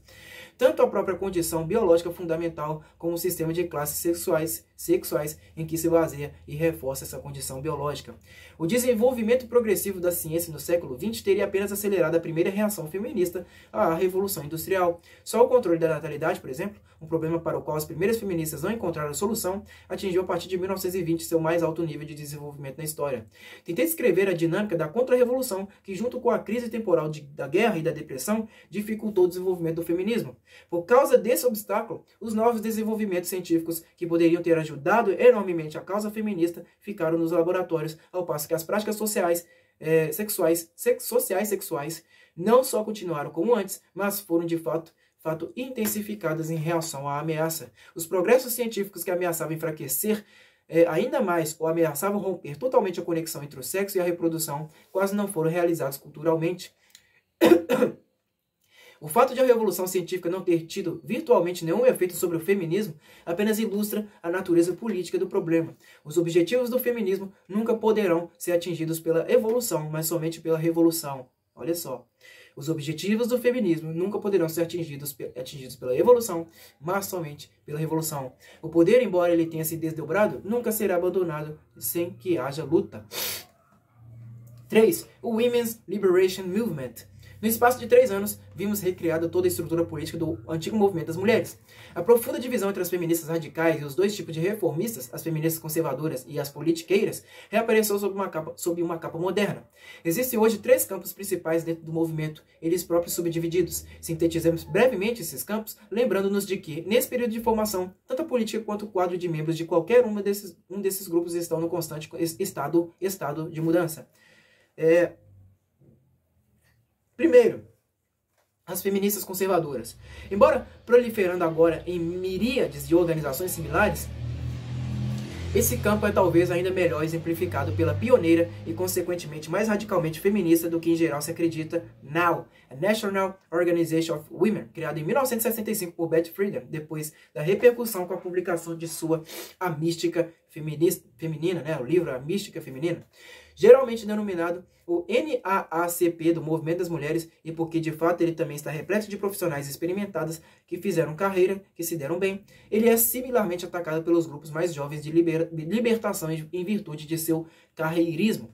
A NOW concentrou a atenção dos sintomas mais superficiais do sexismo, as desigualdades legais, a discriminação no trabalho, etc. Assim, na sua política, ela se parece mais com o movimento sufragista da virada do século, a National American Women's Suffrage, Suffrage, não sei, Association, de Carrie Chapman Catt, com sua ênfase na igualdade entre as mulheres e os homens, legal, econômico, etc., dentro do sistema estabelecido, em vez de na libertação de todos os papéis sexuais ou no questionamento radical dos valores da família. Como a NAWSA, NAWSA, ela tende a concentrar sua atenção em ganhos políticos isolados, mesmo que às custas dos princípios políticos. Como a NAWSA, ela atraiu um enorme quadro de associados que controla através de procedimentos burocráticos tradicionais. Tem uma nota aqui. 5. Liberação como oposta à emancipação para denotar a libertação de toda a classificação sexual em vez de meramente um igualamento dos papéis sexuais. Contudo, eu sempre achei o nome pesado, excessivamente ao gosto da retórica da nova esquerda, e me envergonhei em reconhecer qualquer relação com o feminismo. Prefiro usar feminismo radical.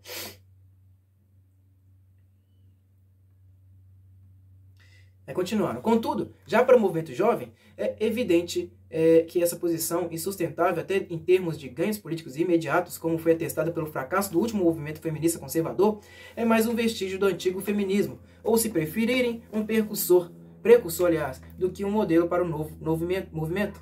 As inúmeras mulheres que se associaram a ele por falta de um lugar melhor para onde ir, logo se transferiram para o feminismo radical, e assim fazendo, impuseram a ANEL, NOW, um radicalismo cada vez maior. Enquanto que outrora a organização não ousava sequer apoiar oficialmente a revogação da lei do aborto, com medo de afastar aquelas que não conseguiriam ir além de uma reforma, hoje a revogação da lei do aborto é uma das suas exigências centrais. 2. As politiqueiras.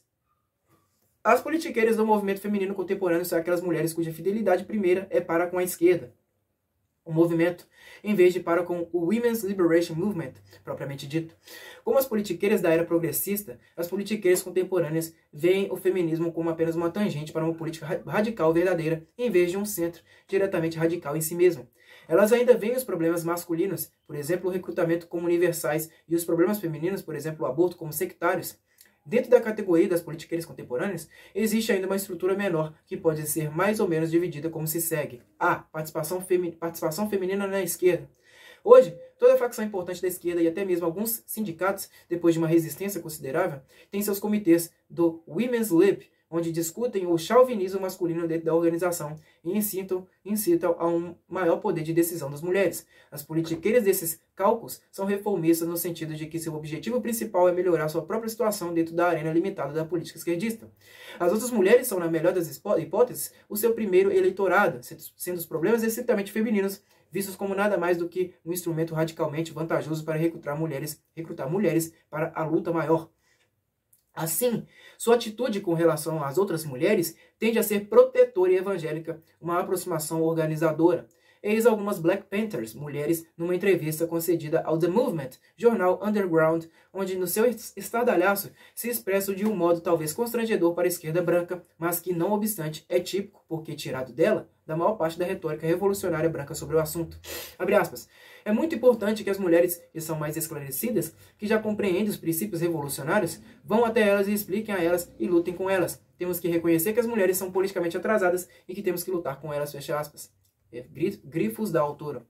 Ou, além disso, referindo-se a um movimento independente das mulheres, abre aspas, elas perderam de vista a luta fundamental. Talvez algumas organizações específicas de grupos de mulheres sejam possíveis, porém elas são perigosas, em termos de se voltarem para si próprias, em termos de se tornarem pequenas panelinhas, petit bourgeois, sei lá, petit, acho que é petit bourgeois, acho que é isso, eu não sei francês, P-E-T-I-T-B-O-U-R-G-E-O-I-S.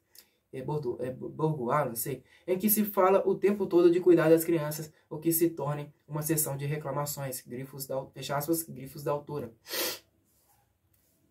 Vemos aqui uma recusa total dos negros, e não menos das mulheres, dos seus próprios princípios do Black Power, quando aplicados a um outro grupo, o direito dos oprimidos de se organizarem em torno de sua opressão, como eles a veem e a definem. Diz que o movimento Black Power, que tanto instruiu as mulheres sobre as suas necessidades políticas através de paralelos óbvios, seria o último a enxergar esse paralelo invertido. Para uma análise mais profunda do porquê isso acontece, ver o capítulo 5. Organizações de origem popular em torno da própria opressão, o fim da liderança e dos jogos de poder, a necessidade de um preparo das massas anterior à luta sangrenta, todos os princípios mais importantes das políticas radical, inesperadamente não se aplicam às mulheres num double standard da pior espécie.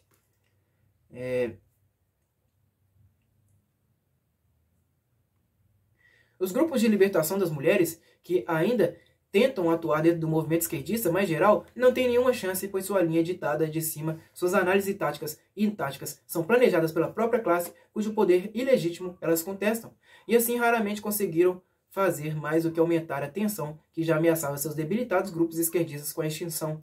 Se algum dia eles se tornarem realmente poderosos, serão dissuadidos com derivativos ou, se necessário, o grupo todo tranquilamente se desintegrará e reorganizará sem elas. Geralmente, no fim, são forçados a se separar e unir-se ao movimento independente das mulheres. B. Politiqueiras de centro. Trabalhando separadamente, porém ainda sob a proteção masculina, esses grupos são ambivalentes e confusos. Eles vacilam. Sua imitação óbvia da análise, da retórica, da tática e da estratégia da esquerda masculina tradicional, sejam elas ou não adequadas à realização de seus próprios objetivos distintos, é contrabalançada por uma série de sentimentalizações sobre as irmãs oprimidas distantes. Sua própria política tende a ser ambígua, porque suas fidelidades são estas. Se elas não estão mais tão seguras de que é o capitalismo que provoca diretamente a exploração das mulheres, elas não vão tão longe ao ponto de insinuar que os homens poderiam ter algo que ver com isso. Os homens são irmãos, as mulheres são irmãs. Se é que se deve falar de inimigos de algum modo, por que não deixar isso em aberto e chamá-los de o sistema?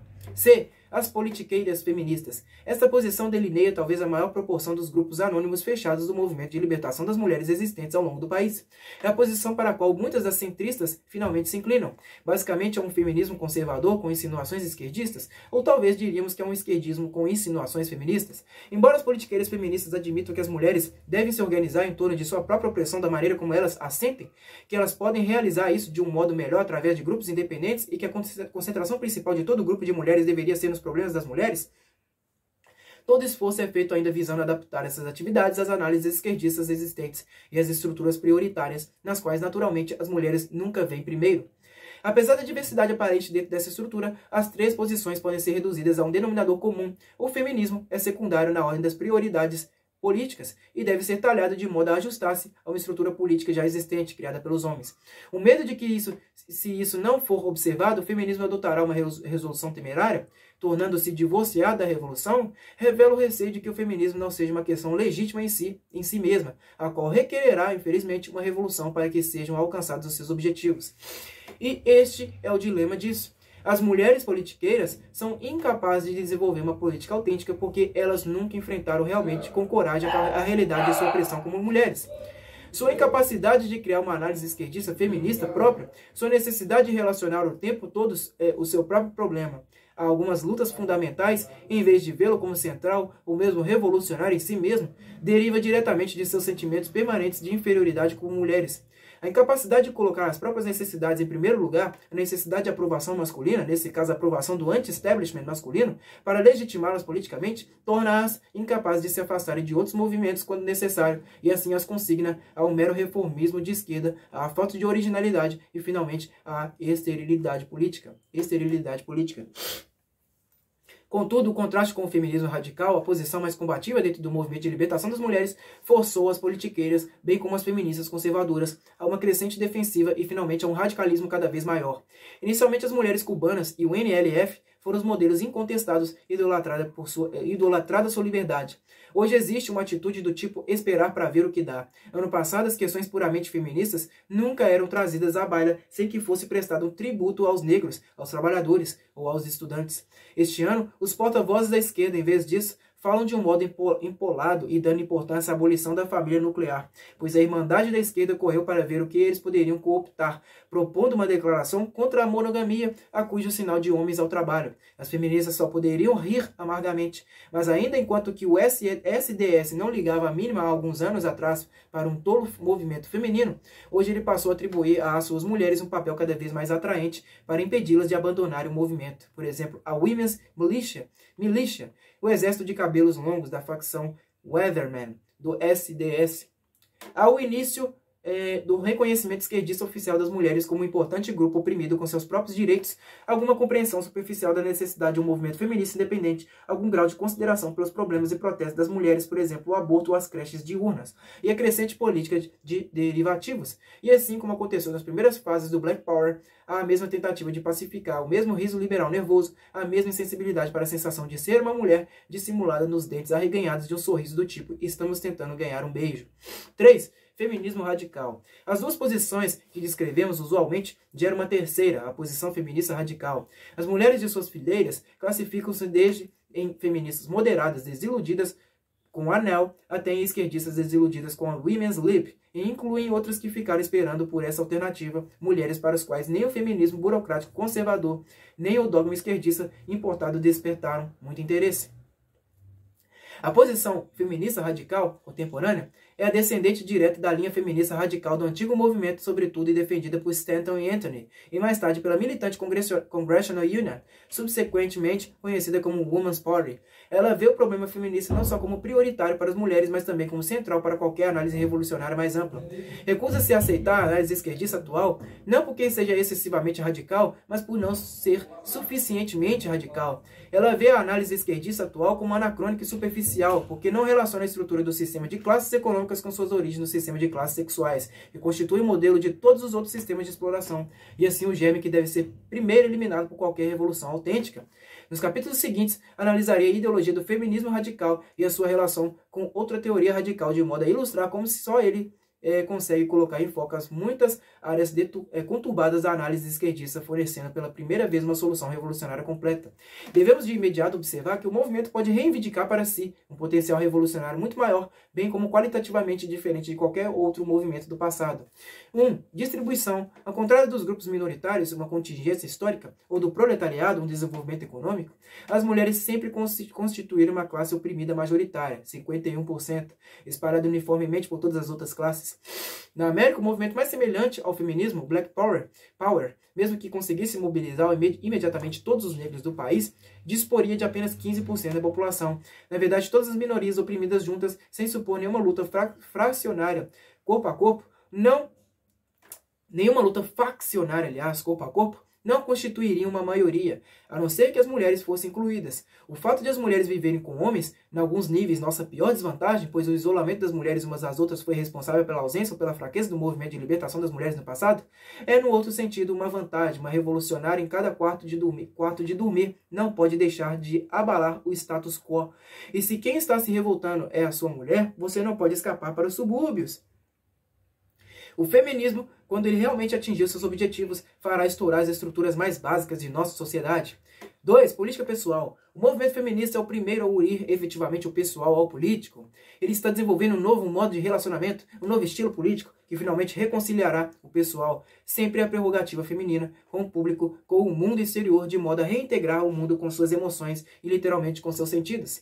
A dicotomia entre as emoções e o intelecto impediu o movimento estabelecido de desenvolver uma base de massa. De um lado, há os esquerdistas ortodoxos, seja intelectuais abstratos das universidades sem contato com a realidade concreta, seja na sua aparência ativista, militantes do machismo, tolerantes na sua ação, pouco preocupada com a eficácia política. De outro lado, a nação Woodstock, a revolta jovem, a geração flor e droga dos hippies, os hippies, os crazies, os motherfuckers, os mad dogs, os hog farmers e outros que, embora compreendam que a velha panfletagem e a análise marxista não funcionam mais, que o problema é muito mais profundo do que meramente a luta do proletariado, que praticamente constitui a vanguarda americana, contudo não dispõe de nenhuma análise histórica própria com a qual substituí-la na verdade, são apolíticos. Assim, o movimento está só sobrando, seja ele marginal, estilhaçado e ineficaz devido à sua análise rígida e anacrônica, seja carecendo de uma base histórica e econômica séria, onde há um apelo para o movimento de massa. É escapista em vez de revolucionário. 3. O fim da psicologia do poder. A maioria dos movimentos revolucionários é incapaz de praticar entre si o que pregam. Cultos intensos à liderança, faccionismo, ego trips, difamações são muito mais a regra do que a exceção. O movimento das mulheres, na sua curta história, tem um registro um pouco melhor do que a maioria nessa área. Um de seus principais objetivos declarados é a democracia interna, e ele não mede esforços muitas vezes absurdos para perseguir essa meta. O que não quer dizer que ele seja bem sucedido. Há muito mais retórica do que realidade nesse assunto, muitas vezes disfarçando hipocritamente os mesmos velhos estratagemas e jogos de poder, frequentemente com novas e complexas variações femininas, mas é demais exigir que, dadas as suas raízes profundas nas classes sexuais e na estrutura familiar, alguém nascido hoje seria capaz de eliminar a psicologia do poder. E embora seja verdade que muitas mulheres nunca tenham assumido o papel dominante, poder sobre os outros, existem muitas outras que, identificando sua vida como a dos homens, encontram-se na posição especial de terem que erradicar, ao mesmo tempo, não só suas naturezas submissas, mas também suas naturezas dominadoras, esvaindo-se de um lado e de outro. Mas se existe algum movimento revolucionário que possa conseguir estabelecer uma estrutura igualitária, este é o feminismo radical. Questionar as relações básicas entre os sexos e entre pais e filhos é trazer os modelos psicológicos de dominação e submissão às suas próprias origens. Examinando politicamente esta psicologia, o feminismo será o primeiro movimento a lidar com o problema de um modo materialista.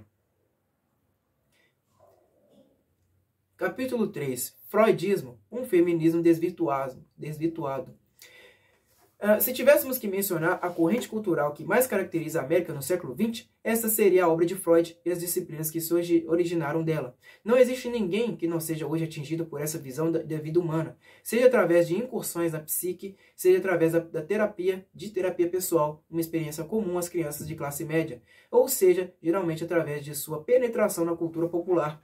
O novo vocabulário entrou em nossa fala cotidiana, de modo que o homem comum pensa em termos de ser doente, neurótico ou esquizo. Ele checa periodicamente o desejo de morte de seu id, seu ID, né, dessa identidade, e a fraqueza de seu ego. As pessoas que o rejeitam são egocêntricas. Admite que tem um complexo de castração, que reprimiu o desejo de ter relações com sua mãe, que se envolveu e ainda se envolve numa rivalidade com os irmãos, que a mulher inveja seu pênis. E provavelmente vê em toda banana ou cachorro quente um símbolo fálico. Suas discussões conjugais e seus processos de divórcio se realizam em jargão psicanalesco. Na maioria das vezes não está bem certo sobre o que esses termos significam, mas se não o sabe, pelo menos pode estar certo de que seu querido analista sabe. O vienesezinho de óculos e cavanhaque, cochilando em sua poltrona, é um clichê do humor moderno, nervoso. Levaríamos algum tempo para catalogar o número de caricaturas que se referem à psicanálise. Construímos uma nova simbologia em torno de um divã solitário. O freudismo se tornou, com seus confessionários e penitências, prosélitos e convertidos com os milhões gastos na sua manutenção, a nossa igreja moderna. Não conseguimos atacá-lo sem constrangimento, pois nunca se sabe se no dia do juízo final ele pode estar com a razão. Quem tem certeza de que ele não é tão saudável quanto prega? Quem pode igualá-lo em sua alta capacidade? E quem não se espanta com a sua sagacidade? Quem não odeia o pai e a mãe? Quem não compete com o irmão? Que mulher não desejou ser um menino em algum momento da vida? E as pessoas ousadas que ainda persistem em seu cepticismo sempre esbarram com essa terrível palavra, resistência. Elas são as mais doentes, é óbvio, pois o combatem tanto. Houve uma reação. Livros foram escritos, floresceram profissões só a partir das contradições da própria obra de Freud. Algumas ficaram conhecidas por uma crítica e apenas uma parte de sua obra, por exemplo, refutando o desejo de morte ou a inveja do pênis, e outras mais corajosas ou mais ambiciosas atacaram os abusos da totalidade da obra. Teorias críticas abundam em todas as festinhas e coquetéis. Alguns intelectuais vão longe, ao ponto de relacionar a morte da comunidade intelectual na América com a importância da psicanálise. Em oposição à religiosidade do freudismo, foi fundada toda uma escola empírica, o behaviorismo, embora a psicologia experimental sofra de seus próprios tipos de preconceitos. Aí tem como é que chama, gente? Um asterisco. Aí vem aí uma nota de rodapé explicando isso daí. Um informe muito difundido sobre esse tema do movimento de libertação das mulheres é Kirsch as Scientific Law. Esqueci, Scientific Law. Psychology Constructs the Female. reeditado em A Psicologia Hoje, outubro de 1969, com o título de As Mulheres como Negros, pelo Dr. Naomi Weisstein, acho que é W-A, assim que se soletra, W-E-W-E-I-S-S-T-E-I-N, tá? É essa a nota que está aí.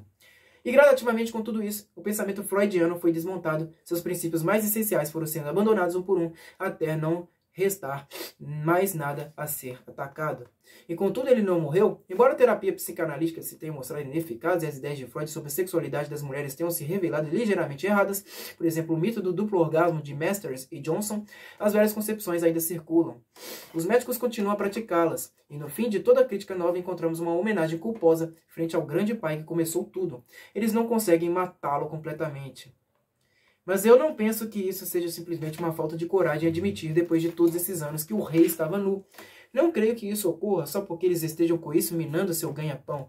Penso que na maioria dos casos foi a mesma integridade que os fez questionar toda a teoria que os impediu de destruí-la totalmente.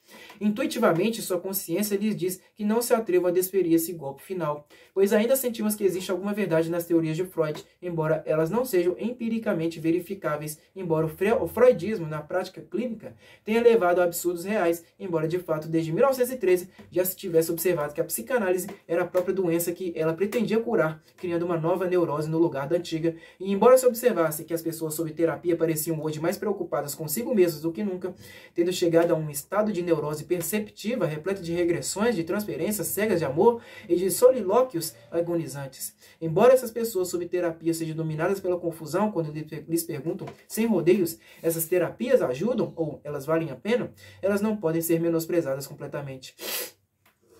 Freud conquistou a imaginação de todo um continente e de toda uma civilização por uma boa razão. Embora, na superfície, sua teoria fosse inconsistente, ilógica ou fora do comum, seus seguidores, com sua lógica, seus experimentos e suas revisões cautelosas, não têm nada de comparável a dizer. O freudismo está tão saturado e, ao mesmo tempo, é tão impossível de ser recusado porque Freud tocou no problema crucial da vida moderna, a sexualidade. Bom, pessoal, eu vou dar uma pausa por aqui, já estou muito cansado, tá? Eu parei, então, na página 58 do livro. Dei até uma lida muito boa, né? 58 páginas, muito bom. O livro tem 272, então vou gastar aí pelo menos né, uns 4 vídeos para fazer aí este trabalho, tá bom? É um livro grande, é um livro extenso, mas vocês estão vendo aí, né, a loucura feminista na cabeça da dona Shulamit Firestone. Ela não é americana, gente, eu enganei, é canadense, tá? Ela não é americana, ela é canadense, eu tinha me enganado aí. Mas é isso daí, tá? Eu espero que vocês tenham gostado da leitura até aqui, tá? Deixa um like, curta aí esse vídeo aí, compartilhe esse vídeo para o máximo de pessoas possível, né? Comenta o que vocês acharam. Se inscrevam no canal se vocês aí não estiverem inscritos. É isso daí, muito obrigado a todos vocês e até a próxima.